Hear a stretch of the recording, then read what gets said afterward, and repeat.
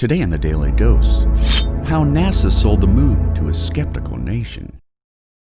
NASA's ability to market manned spaceflight became as essential to Americans' support and funding as the astronauts and equipment that got them there. The eyes of the world now look into space, to the moon, and to the planets beyond. The idea that Americans wanted to go to the moon was so audacious that NASA had to market the excitement and upside of space travel to skeptics in Congress and the population at large, since to land men on the moon would cost 4% of the national budget for a full decade to come. To gain public support for such a bold endeavor, NASA set out to market the moon with everything in its toolbox. The amount of detail NASA provided for each mission was monumental, including an abundance of photographs both on the ground and deep into space. NASA ultimately growing mass interest and support for the space program to a fevered pitch by the time Apollo 11 was scheduled to fly.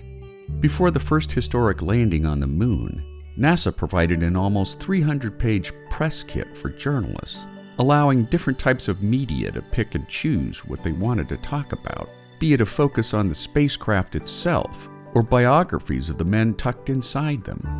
How an astronaut went to the bathroom or ate in space was readily shared in every detail, further galvanizing its audience to the wonders of manned spaceflight. NASA also encouraged consumer companies to amplify the excitement. But the astronauts do some things you do.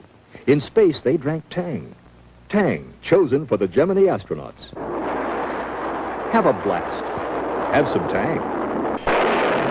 And here's a new way to help keep you in shape for the space age. New Post Count-Off, the cereal you can count on. Post Count-Off is made with nutritious oats. You can count on it.